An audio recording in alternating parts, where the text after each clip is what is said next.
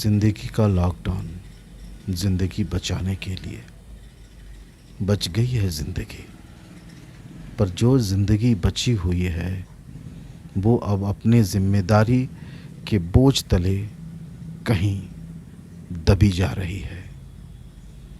ये सुनसान सड़क, ये सुनसान गलियां, ये बंद पड़े रोजगार, ये बंद बाजार और घर पर बैठे लाखों हजारों कलाकार, आखिर वो अपनी ज़िंदगी कैसे चलाएंगे?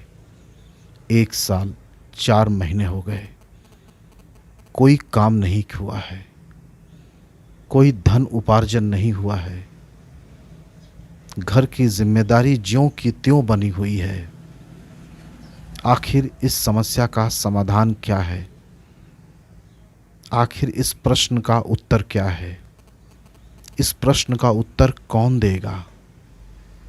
हम एक प्रयास कर रहे हैं, हम सभी कलाकार एक प्रयास कर रहे हैं। इस प्रश्न का उत्तर आप दें। हमने आपको चुना है, आप सत्ता में हैं, तो इस प्रश्न का उत्तर आपको ही देना होगा। लीजिए, सुनिए डी तारकेश्वर राव जी से उनकी बातें। जोहार, मैं तारकेश्वर राव, बो एन आरो पिक्चर्स का लाइन प्रोड्यूसर। लास्ट ईयर तो हम लोग कुछ काम नहीं कर पाए क्योंकि 2020 का जो कोरोना था हम सबको मार दिया। लास्ट ईयर हमने जैसे तैसे जीने के लिए गोल्ड लोन लिया ताकि अपना जीवन चल सके, मगर इस साल तो गोल्ड लोन का भी ऑप्शन नहीं है। पता नहीं लीवर किडनी लोन मिलता हो तो वो लेना पड़े, क्योंकि इस साल भी काम नहीं हुआ है। कोई काम नहीं कर पा रहा कोरोना के चक्कर में, मतलब ना भीख मांग पा रहा है, ना लोन ले पा रहा है, ना कुछ काम कर पा रहा है। तो अभी सरकार बताए कि हम लोग क्या करें। ये जिम्मेवारी सरकार की है, चाहे स्टेट हो चाहे सेंटर हो, कि हम लोगों को वैक्सीनेट करे और सेफ्टी दे और हम लोग अपना प्रिकॉशन लेके काम कर सकें। क्योंकि काम नहीं करेगा तो घर नहीं चलेगा। बहुत सारा लोन है, बहुत सारा अदर लाइबिलिटीज़ है जिसको करना पड़ेगा। तो कैसे करेगा? तो करने के लिए तो हम चोरी चमारी नहीं कर सकते। हम पढ़े लिखे लोग हैं, हम क्रिएटिव लोग हैं, तो हमको कोई क्रिएटिव ही काम करना है। तो हम लोग चाहते हैं कि हम लोगों को क्रिएटिव काम, सेफ्टी प्रिकॉशन प्रोटोकॉल फॉलो करते हुए काम करने के लिए परमिशन दे, ताकि हम लोग काम कर सके और अपना रोजी रोटी चला सके। जो प्रॉब्लम हुआ लास्ट ईयर वो सबको हुआ, अभी भी जो हो रहा है सबको हो रहा है। हमें पता है कि प्रॉब्लम है, मगर फिर भी हम लोग चाहते हैं कि मतलब कुछ लोग कमा रहे हैं, कुछ लोग बिल्कुल नहीं कमा रहे हैं, तो कम से कम उन लोगों को भी ऑप्शन मिले कि वो लोग भी अपना रोजी रोटी चला सके और काम कर सके और जीवन की गाड़ी को आगे बढ़ा सके। धन्यवाद। यह स्थिति सिर्फ एक डी तारकेश्वर राव जी का नहीं है। हजारों लाखों इस देश के कलाकार आज इसी स्थिति में जीने के लिए मजबूर हो गए हैं। आखिर इस समस्या का समाधान क्या है? सरकार इस समस्या पर कब ध्यान देगी? 1 साल 4 महीने हो गए। आइए इसी कड़ी में सुनते हैं फिल्म मेकर गौतम सिंह जी से कि वो क्या कहते हैं।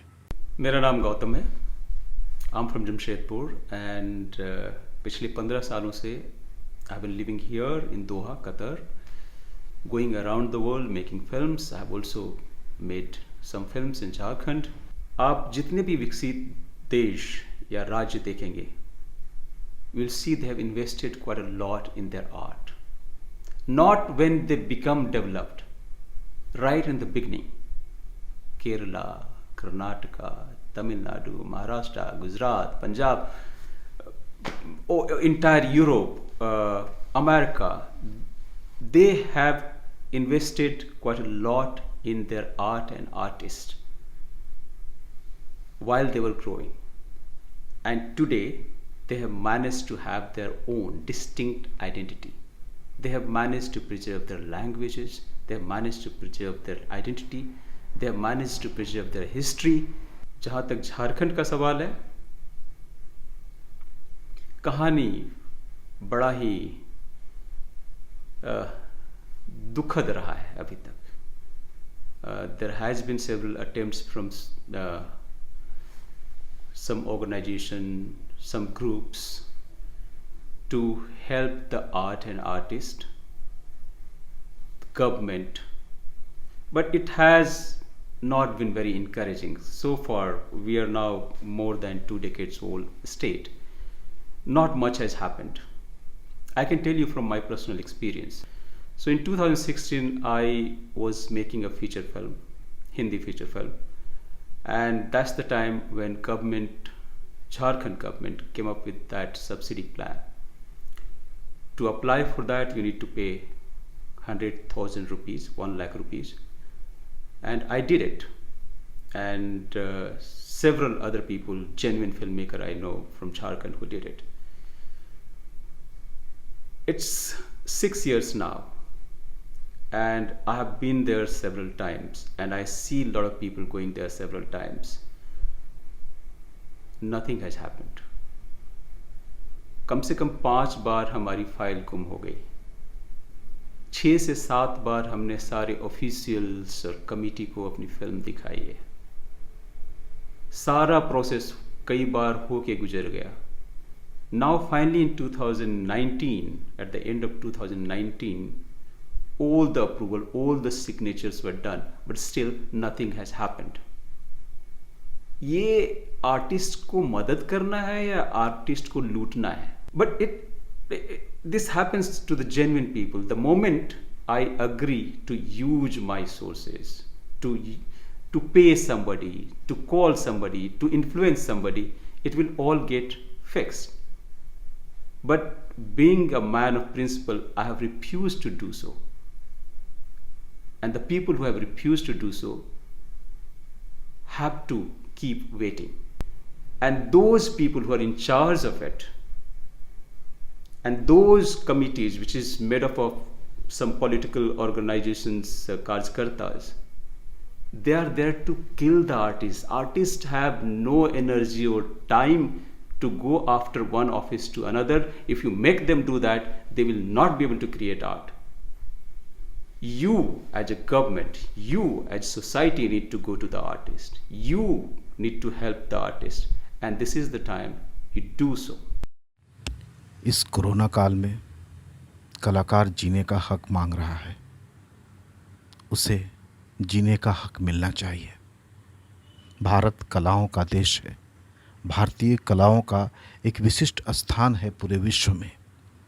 आज भारत के कलाकार ऐसी ज़िंदगी जीने के लिए विवश हैं जिसके बारे में कभी कोई कल्पना की ही नहीं जा सकती थी।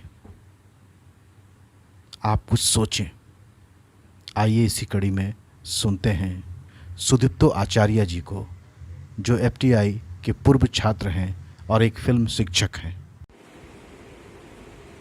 मैं सुदीप्तो आचार्य एक फिल्म मेकर और फिल्म टीचर तथा फिल्म और टेलीविज़न इंस्टीट्यूट के पूर्व छात्र। इस कोरोना काल में हमारे देश के तमाम रंगकर्मी घर बैठे हुए हैं। इस बात का जितना गम है, उससे ज़्यादा आशंका उनके मानसिक और शारीरिक स्वस्थता को लेकर है। क्या 2 वक्त के रोटी के साथ दवाइयाँ और ज़रूरी सामग्री उन्हें मिल रहा है? रंगकर्मी समाज के एक बुलंद आवाज़ हैं। कहीं हालात सुधरते सुधरते हम उन्हें खो न दें। मेरा केंद्रीय और राज्य सरकारों से ये विनम्र निवेदन है कि वे हमारे देश के तमाम छोटे बड़े रंगकर्मियों के साथ दे, मासिक स्टाइपेंड के माध्यम से भरोसा दे, ताकि उन्हें एहसास हो कि वो अकेले नहीं हैं। नमस्ते। हम इस देश के नागरिक हैं, भारत के नागरिक हैं, भारत के कलाकार हैं। इससे बड़ी दुख और त्रासदी की बात क्या हो सकती है जब अपने ही देश में कलाकार अपने आप को यतीम, अनाथ महसूस करने लगे। आज पिछले 1 साल 4 महीने से यही तो कलाकार अनुभव कर रहा है। आइए सुनते हैं संजीव जायसवाल जी को, जो बॉलीवुड में एक्टर हैं और एक थिएटर आर्टिस्ट हैं। वो क्या कहते हैं। हेलो फ्रेंड्स, नमस्कार। मैं संजीव जायसवाल और आज मैं आप लोगों के सामने एक बहुत ही ज़रूरी मुद्दा लेकर के आया हूँ। मुझे लगता है जिसके ऊपर बात करना बहुत ज़रूरी है। आजकल जो पेंडेमिक का दौर चल रहा है, यानी कि महामारी, कोरोना वायरस की वजह से ज़िंदगी सबकी रुक सी गई है। पिछले साल भी पूरा देश लॉकडाउन में रहा और अभी भी लॉकडाउन जारी है, इस साल भी।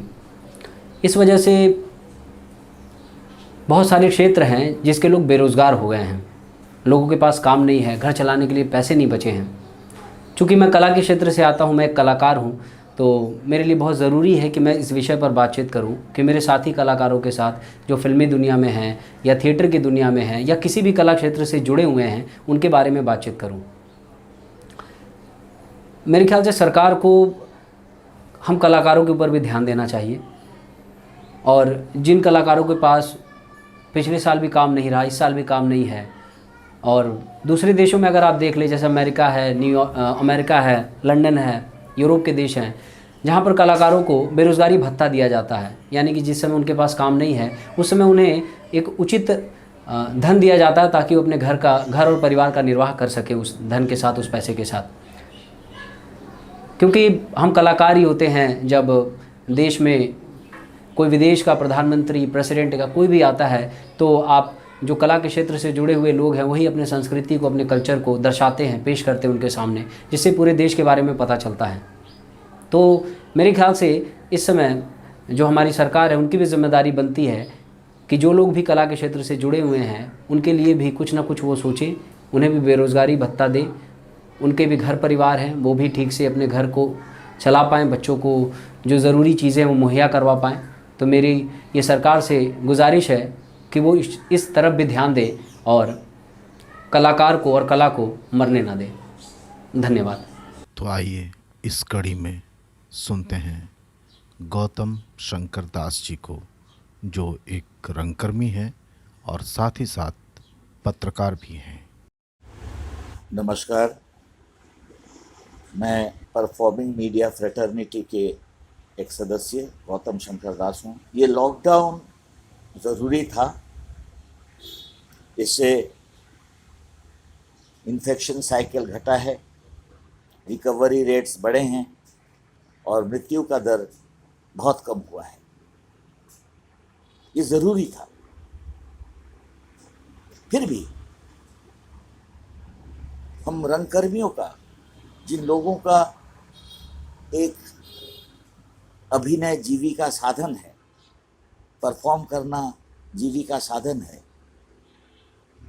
ऐसे कुछ हमारे रंगकर्मी परिवार के लोग जो लो इनकम ग्रुप से हैं, उनकी रोजी रोटी परफॉर्मेंस के ऊपर ही डिपेंड करता है।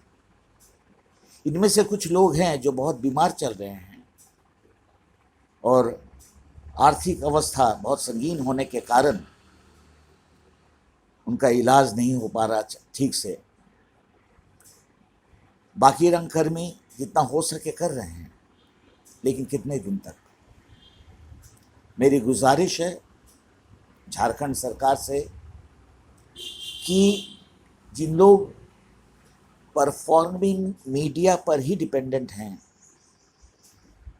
उन लोग के लिए सरकार कुछ योजना बनाए ताकि वो जी सके और आगे अपना परफॉर्मेंस जारी रखे, ताकि गवर्नमेंट प्रोग्राम्स साथ साथ कुछ सोशल मैसेजेस अपने नाटक के ज़रिए, नुक्कड़ नाटक के ज़रिए, रंगमंच के ज़रिए प्रेजेंट कर सके।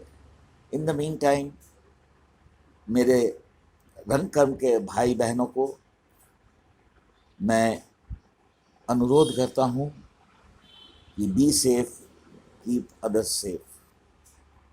धन्यवाद, शुभेच्छा।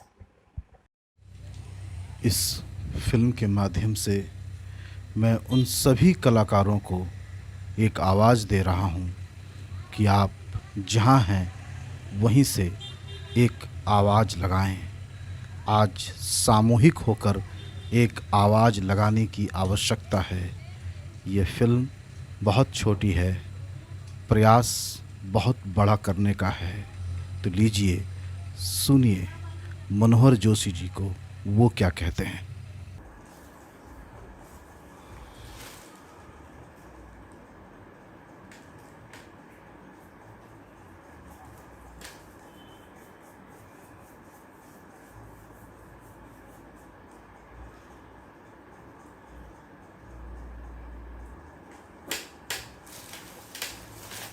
नमस्कार, मेरा नाम है मनोहर जोशी और आप जिन्हें जानते हैं रविकांत मिश्रा मेरे मित्र है, एक कलाकार है और मैं भी एक छोटा सा कलाकार हूँ। कलाकार होता क्या है?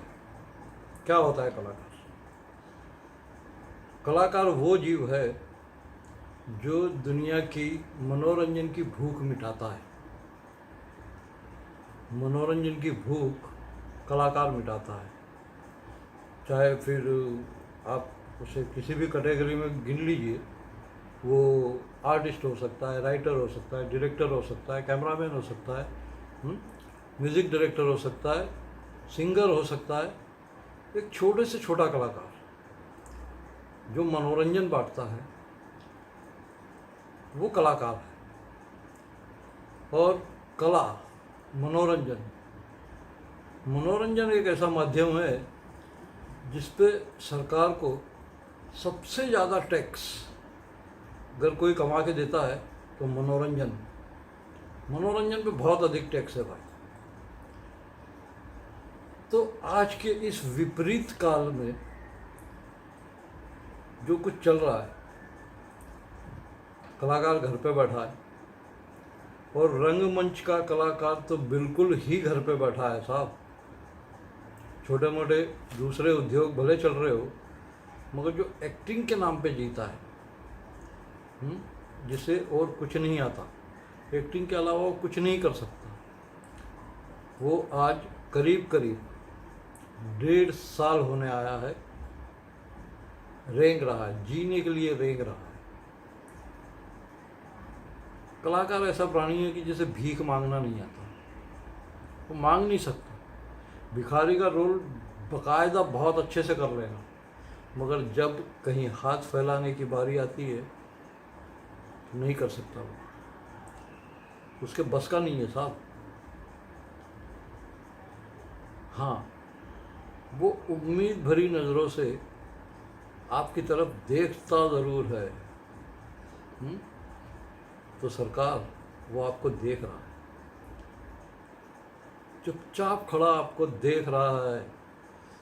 करिए कुछ। उसे सिर्फ रोटी चाहिए, जीने के लिए रोटी चाहिए, ताकि जिंदा रहे और आगे भी मनोरंजन करे आपका। और कर तो फिर शुरू हो ही जाएंगे सरकार, कर का क्या है, वो तो वसूले ही जाएंगे। मगर जिसके कंधे पे वसूले जाते हैं, क्या उसको जीने का हक नहीं दे सकते? इतना सा है, उसको बहुत ज़्यादा सहूलियतें नहीं चाहिए सर, उसे सिर्फ जीने के लिए रोटी चाहिए, उसके परिवार के लिए रोटी चाहिए, बाकी सबके बगैर गुजारा कर लेगा। तो वो उम्मीद लगाए बैठा है आप पे।